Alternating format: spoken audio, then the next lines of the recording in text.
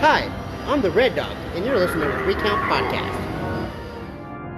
Weighing in at an unbelievable weight that you might hate, but you can't even Dang, high pass, where'd you find that drag ball at? Now entering the ring. Welcome everybody to another great edition of the 3Count Podcast presents Now Entering the Ring. I'm your host, Clifford Red Dog Miller, and I'm the one that leads you on these expeditions. But as always, it's not about me, it's about Now Entering the Ring. And this person can be found at Lubbock Pro Wrestling, Squared Circle Pro, OSW, SPCW, TMW, and TWE. He is the man who's been known by many names, and right now, currently, he is Mikey and his friend Fred. Give it up for Mad Max Payne. How you doing, bud? I'm doing good. I just wanted to fire off his main. Mike. Good. But Max Payne was a former WCW wrestler. But hey, you're right, Mad Mike Payne. Why did I say Max? It's Mad Mike Payne. Maybe because I like that game a lot too. But it is a pretty good game. But how are you doing, sir? And thank you for coming on our show. Oh, thank you for having me. I'm doing great. It's a nice day today. Not too hot, not too cold. Yeah, I was looking over and I was like, Lubbock Pro Wrestling. I was like, man, that brings back so many memories for me because I used to live in Lubbock, and then I moved. Right. I moved out, and I was like, oh, I miss it. But man, we got a bunch of questions that we got to ask you, and then let's dive in some more. So I know you've gone through a lot of gimmicks, but I'm very curious right now. Like, we've got a current one. I know you from Mad Mike Payne, and I know we've gone through some changes. So I'm very curious about your journey right now, and I need all the infos. Okay. Well, let's start from the beginning. Originally, I was Mad Mike Payne. I was a bruiser. Was kind of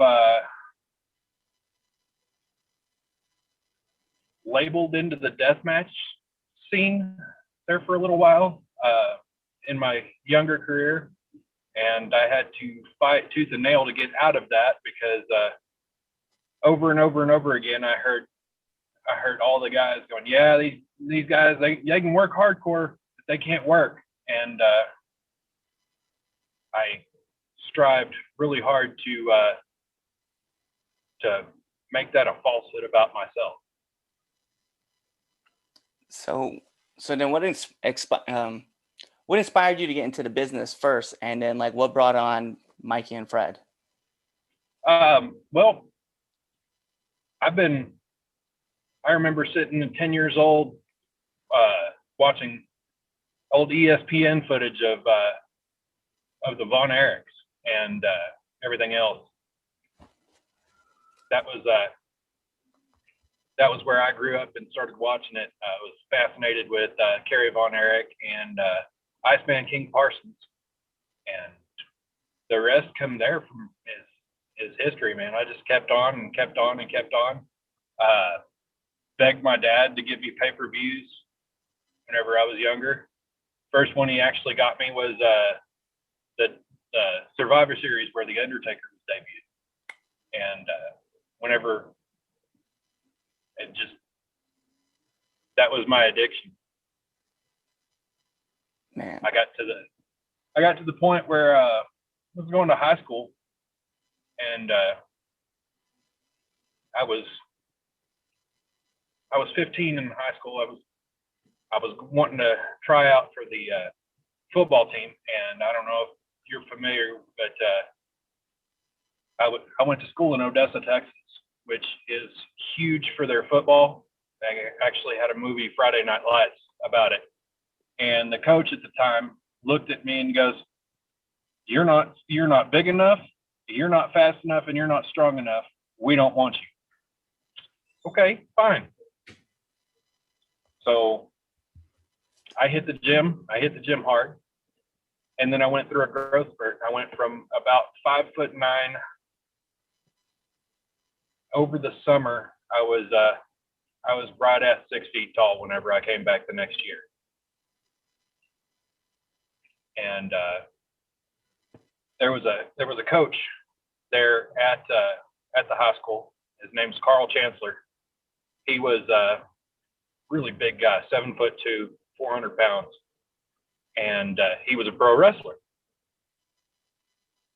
So once I graduated high school, everything else, I reached out to him and I was like, "Hey, what do I got to do to be? I want to become a wrestler just like you. What do I got to do?" And he hooked me up with a place called ACW, American Championship Wrestling, in Odessa, and started from there. Damn. And that was back in the day whenever we, you didn't get your first match until you were through training, or they thought you were through training. So I started in 1999 at 19 years old, and my first match was in January of 2001, almost 2 years later.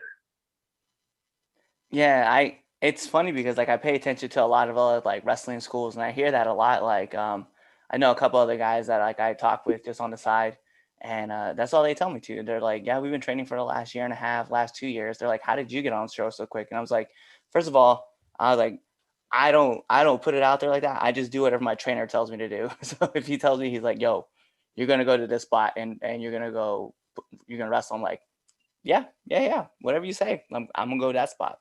So I definitely appreciate like all the different thoughts of what goes on in the independent wrestling scene, where people are like told like, "Hey, you're here for a year, or you're here for 2 years, or even up to 3 years, just training until you figure things out. And then when we think you're ready to go, then we'll push you in that direction." But yeah, it's crazy to think that for like 2 years, like you were just chilling and just kind of waiting for your turn as you just keep going in, taking all the bumps and learning the ropes. Yeah, for sure. So what inspired the new character and the new gimmick, the way you wanted to branch out? Because I know like we said, right, you were trying to get out of that hardcore deathmatch kind of scene to show people that you can actually work. So I'm very curious, like, what inspired this new one to come together? Well, about 2012, I ended up having a pretty decent wreck, and I had to get out with some injuries, and I figured that was a good time to reinvent myself. I was still doing shows, but I was more of a behind the scenes guy. I was doing agent work, and I was working for a guy named Fred Urban, which is the founder of Old School Wrestling. God rest his soul.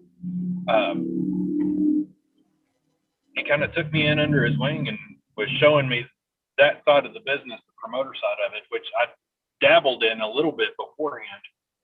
But I kind of explained to him. I said, "Look, this is a good chance for me to kind of reinvent myself. And what I want to do is I want to have a character, based off of the first one, but we're going to change some stuff up." So we took the car wreck and we used it to our advantage. Said, "Okay, he got a bad head injury.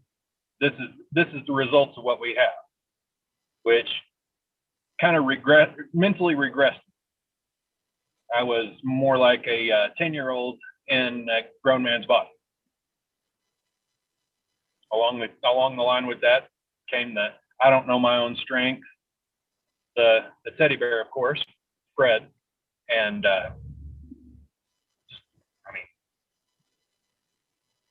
it kind of just took off like a rocket at that point.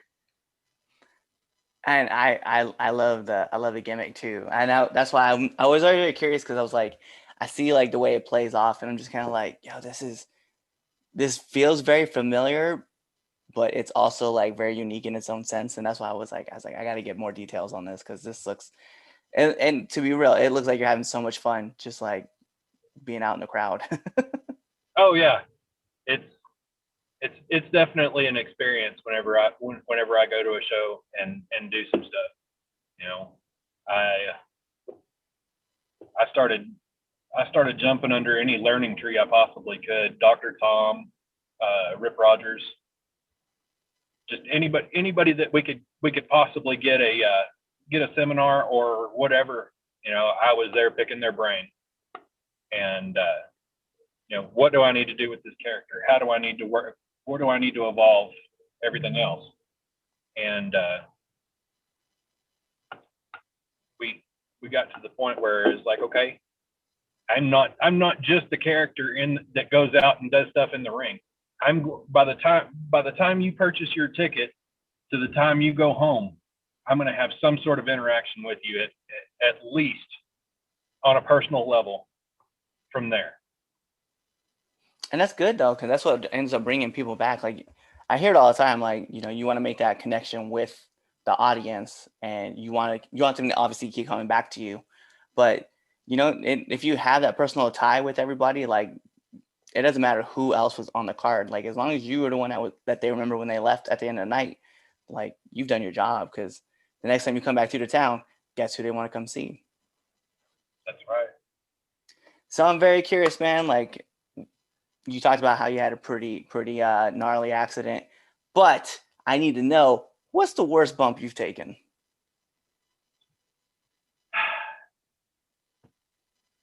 I was going up to the top rope, and I told the guy that was underneath, I said, come after me. So I went up to the top rope, and he grabbed a hold of me, but whenever he grabbed a hold of me, he lost his footing and let me go. And I lost my balance up on the top rope, and I went down right across my ribs against the guardrail. Yeah, that's pretty nasty. That's got to be the absolute worst. Yeah, that's not something I want to do. I guess no one really wants to do that. I don't suggest it for anybody. I feel like you have like that one or two crazy people that are like, yeah, I'll do that, and then they do it, and they're just like, okay, maybe I'm not gonna do it again. And I learned that lesson from everybody else. Like, I don't want to do that at all. So aside from like one of the worst bumps you've taken, what's the hardest that you've been hit in a ring? Okay, I have two that kind of stand out to me. First one was I was wrestling a guy named Mace, and it was a hardcore match, and we have all this crap in the ring, and he grabs this VCR, and he hits me with it, and I don't remember half the match after that. Come to find out afterwards, that thing was not gimmicked whatsoever. It had every little bit of what was inside of it, and it was all there. No, that's not. Secondly, this one was all my fault. I was wrestling a guy in Amarillo named Father Padge, and this guy's black belts in martial arts and everything else, and he calls for a kick, and I step in 2 steps further than what he thought I was going to step into, and came with a super kick right across and hit me right here in the temple area. And we still had 15 minutes to go left in that match. Oh no. I can. I talked to him after the match, and I was like, what happened? And he said, well, we went on and we did all the spots that we had planned. I was like, okay, I don't remember any of this. He goes, that's funny. You were calling the whole thing. Okay, cool. At least it looked good. Yep. I hope. Lights were on. Nobody's home. That man trusted you enough to finish the match. That's crazy. Yeah. I can attest. I have a friend. He's a black belt, and he's like, yeah, man. He's like, my aim is impeccable. He's like, I can kick so close without kicking you, and I'm like, all right, bet. And yeah, that didn't happen either time. He got me a couple times, like really good. Yeah, that's good. Go ahead. It's real hard to do where two people are actually moving at the same time to make sure that that's going where it needs to go. But needless to say, always protect yourself. Even though you're in there with somebody that's virtually a ninja, make sure you got your hands in the air. Make sure you know where your stopping points are.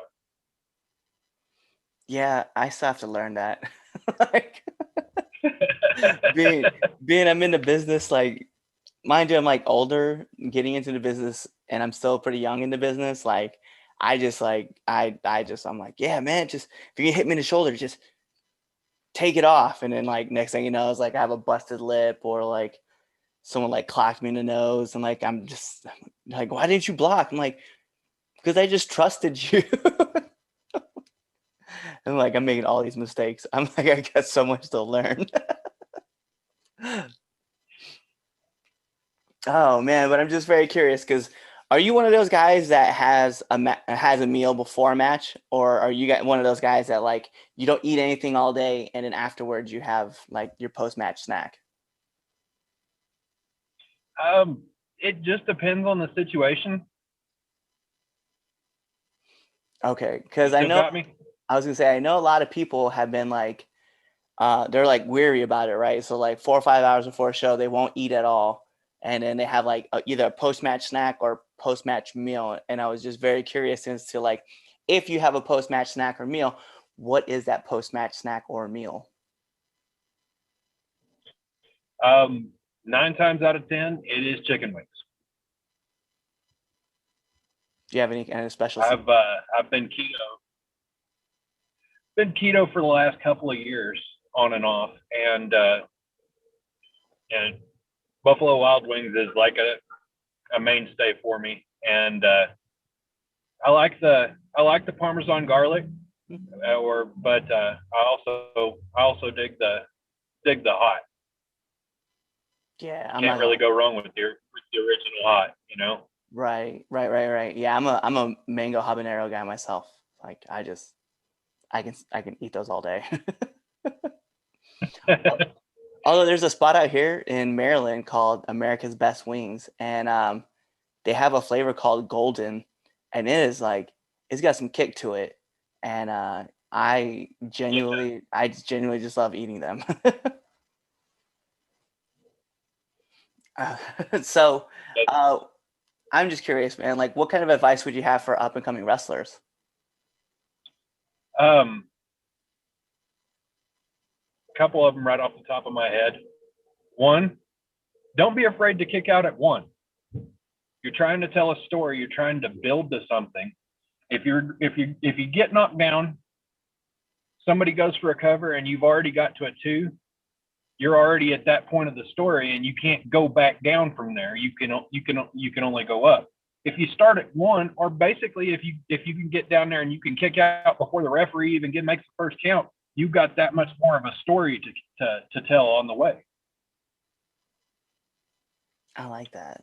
I've never really thought about that, but I do like that. That's awesome.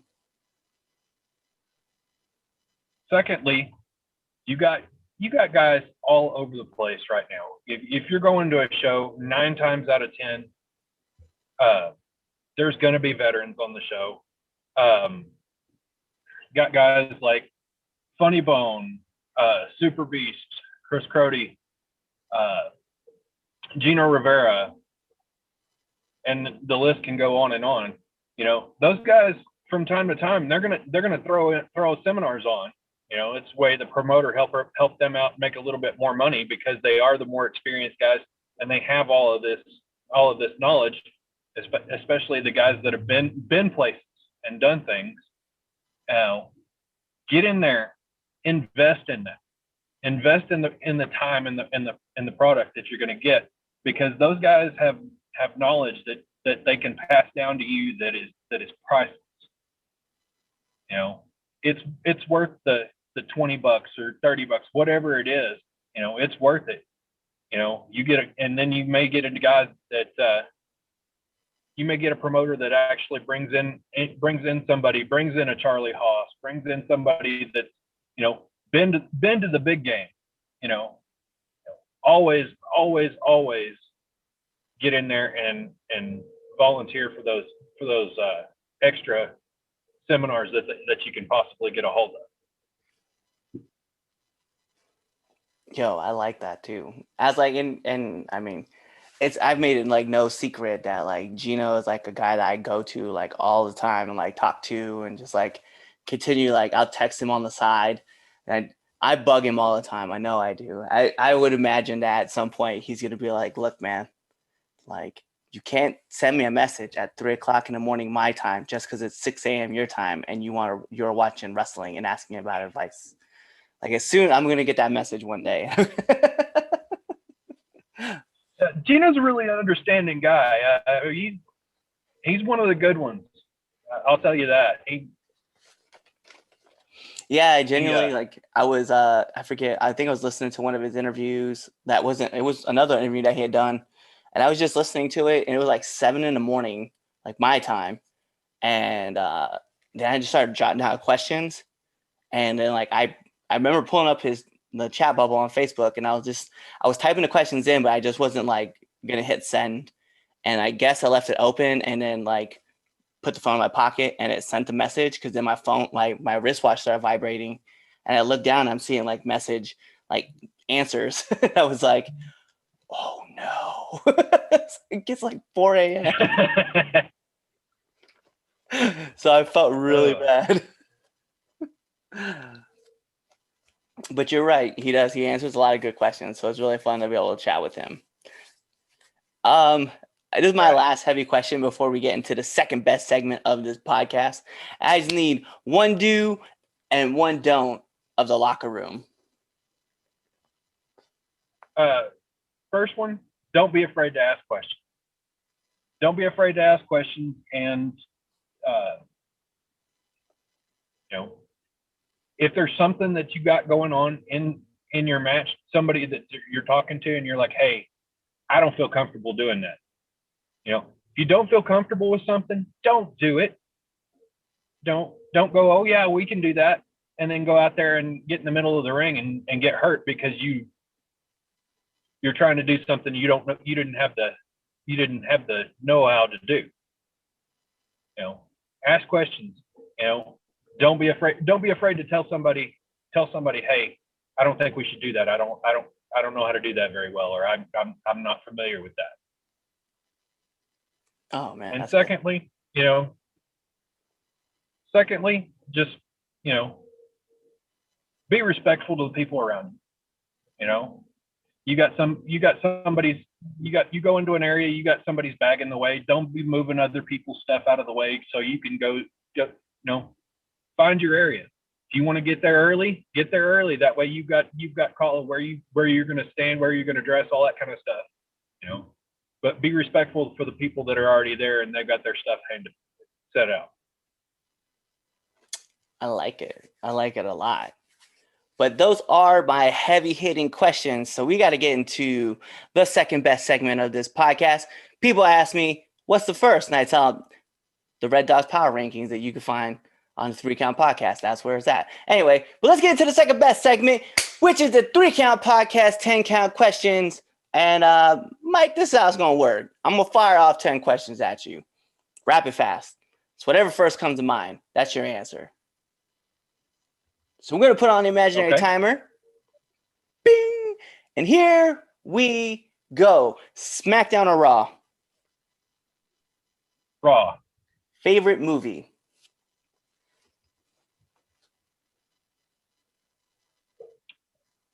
Aladdin. I like it. Robin Williams. Let's go.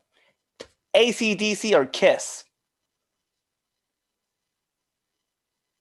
Kiss. Okay.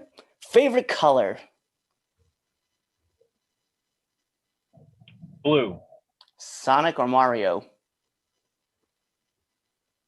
Mario. Favorite cartoon?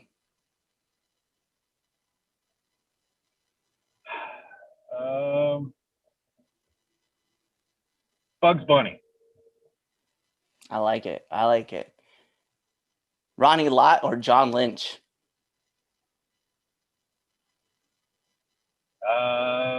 Ronnie Lott.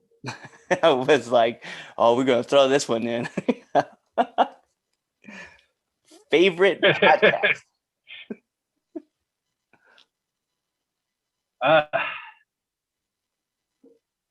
The tie for number one. 3 Count Podcast and the Working Fans Podcast. Yes. Yes to both. Nominate one person that you want to see on this show. The Living Proof, Justin Taylor. And then last but not least, my favorite question to ask every single person who comes on this show. Favorite curse word? Fuck. Like there's any other word out there that you really need to have.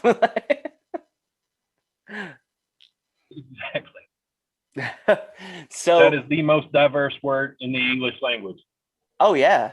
I don't know why people like I get it's a curse word, man, but let's be real, like it is the universal word. Like everybody knows what it is, everybody knows what it means, and like at this point in time, it's just like it's just another adjective.